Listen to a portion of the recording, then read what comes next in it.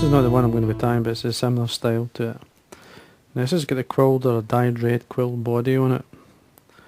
The hook I'm using is a Kamasan, it's a B110, it's a size 12 in this case.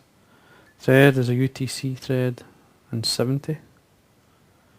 And all I'm going to do is take the thread down, controlling the turns with the waste piece to this point, and then remove, cut away the waste piece itself.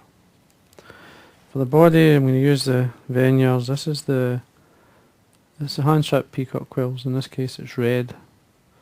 You'll see the red coloured ones there. Now I'm just going to catch this in. The best part of the quill is this, best marked anyway, is the thicker part. And I want to catch that in straight away, so I'm just going to offer it to the side. Lightly catch it in and then tighten up. Just work my thread up towards the point of the hook. It's there. Now with this you could varnish over the top. Now what I'm going to do for speeding it up a wee bit so you can see what I'm doing, I'm going to wind the quill over a light coat of super glue on the thread here. And this is the Loctite Easy Brush super glue.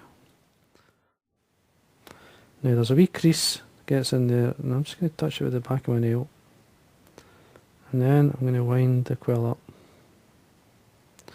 As I say, you can basically varnish over the top of this or UV resin, it's up to yourself. There we are. Now I'm just going to give it a second or two to dry. There will be some super glue sitting on the edge of the quill at this point. Very little, like, not too much. But enough that if you touch it it'll just make a slight mess. You just give it a minute or two to dry. Now for the wing buds, I'm going to use a Uni-Floss. This is the hot orange. It's Uni-Floss neon hot orange. So just get a strand of this on. Now it should be dry, should be fine at that, but I'll try and not touch it. Now they're usually on the way back down. I like to catch this in. Just come in with a turn or two and then pull it in. Halfway down I catch it on the other side.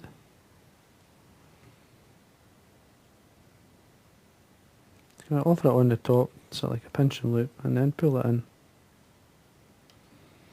Then you can position the floss where you want it to start, on the side or at the bottom, wherever it is. Usually on the sides does. Should be tight enough. Now on the way back up I'm going to tie in some dyed, this is basic Claret Peacock Herald. Natural Peacock Herald dyed Claret. I'm going to tie in from the tips. Now we'll take off the first inch or so, line them up, come in with a loose turn,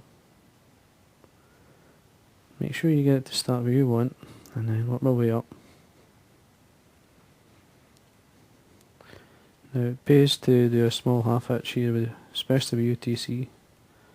It does sometimes spring back. Again, I'm just going to use a touch of super glue here, which will hold the herald as I wind over it. Just got to, don't put too much on. Now, there we go. Just wind, one turn, front to the other, both together.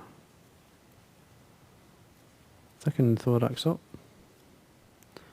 Once you're happy, you can come across your thread. 2 or 3 turns to tie in. Throw away the excess. And I'm going to put a wee bit of wax on the thread at this point. Make sure you've got plenty of grip. And then tidy the head area up. Now we can bring the floss along the sides of the thorax. This basically gives the impression of the wing buds. Bring them on the side, both together like. Come round with the thread round the back, keeping these reasonably tight, and then you can tighten them up.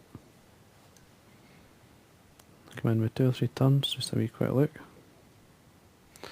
Both sides, it looks okay, that'll do it.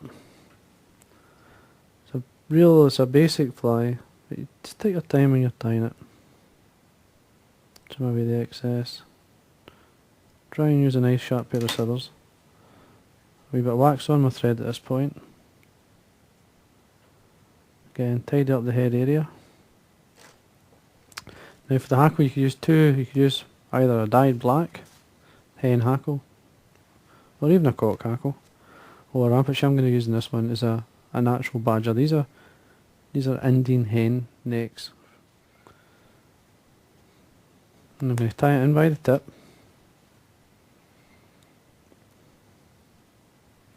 Just reveal the tip of the hackle.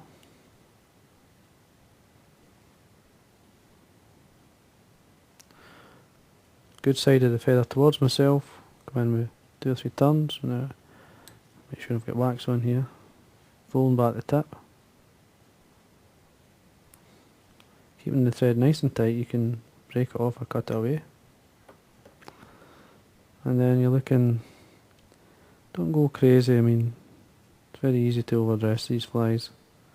Just want to give the impression of the legs, so it depends on the quality of the fibre or the hackle that you're using, depends on the turns times. And to me that's plenty, 2 turns is enough. Just open the fibre out. Now, to screw it in, I can fold this back and tidy the head area up. Always keeping the thread nice and tight. Then you can come in, whip finish. And there we go. Now, let me show you something. Once I trim the thread, now trim our hackle away. Just come in, just watch what you're doing. Now, what you may see there, see the tiny bit of orange, where is it? There you go, right at the eye. Whereas you can see some of the fluorescent floss, and all you have to do is lightly use a permanent marker pen, obviously black, just lightly coat that, allow it to dry, and what will happen is you'll not see that wee bad mistake, or it's not a mistake, but it's just basically tidies it up. And then finishing off with a nice coat of varnish or 2 all the way around. Take your time. As you don't touch the hackle. Make sure the eye's clean. Use your dubbing needle or a waste piece of wire in this case. And there we are. That's your basically an early season midge pattern that I'd certainly have a go with. The Duckfly coming off. You could, as I say, you could varnish the body, do what you like. I think it looks just as good the way it is.